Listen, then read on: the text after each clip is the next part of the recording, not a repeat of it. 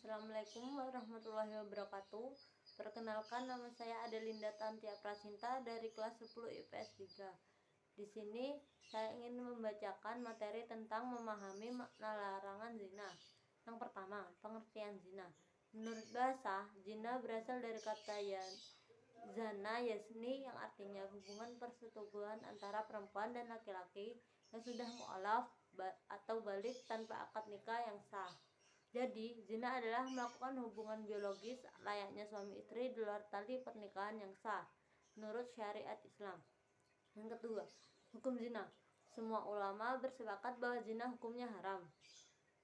Bahkan zina dianggap sebagai puncak keharaman. Hal tersebut didasarkan pada firman Allah dalam surat Al-Isra ayat 32 yang artinya, "Dan janganlah kamu mendekati zina. Zina itu sungguh sesuatu perbuatan keji dan suatu jalan yang buruk." Zina merupakan dosa besar yang dikategorikan sebagai perbuatan yang keji, hina, dan buruk. Yang ketiga, kategori zina atau macam zina. Perbuatan zina dibedakan menjadi dua macam, yaitu yang pertama zina muhsan, yaitu pezina sudah balik, berakal, merdeka, dan sudah pernah menikah. Yang kedua, zina gairu muhsan, yaitu pezina masih lajang dan belum pernah menikah. Yang keempat, hukum bagi pezina.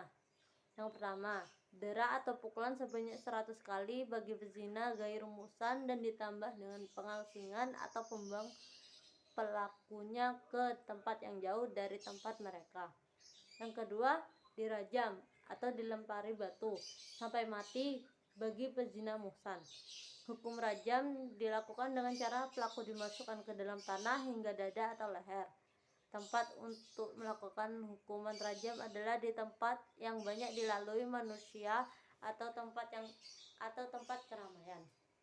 Yang kelima, hukuman bagi orang yang menuduh zina atau kadzab.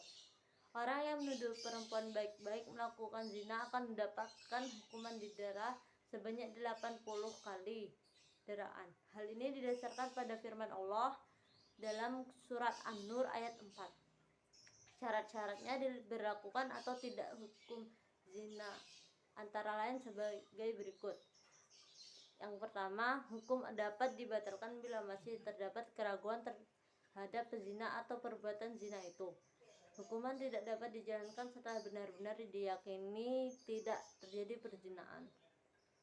Yang kedua, untuk meyakini perihal terjadinya zina tersebut, haruslah ada 4 orang saksi laki-laki yang adil. Dengan demikian, kesaksian 4 orang wanita tidak cukup dijadikan bukti, sebagaimana juga 4 orang kesaksian laki-laki yang fasik.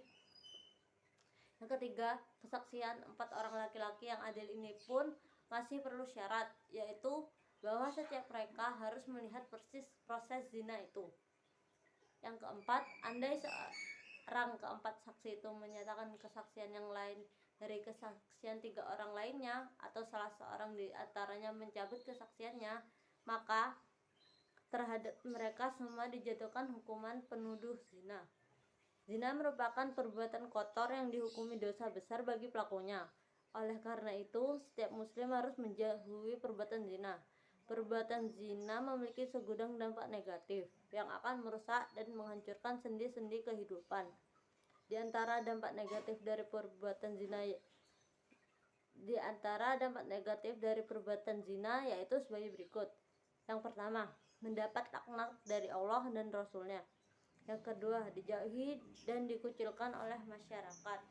Yang ketiga, nasib menjadi tidak jelas.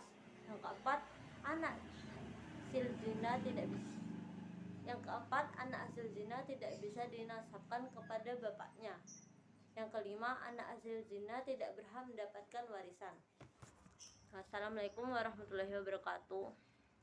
Terima kasih.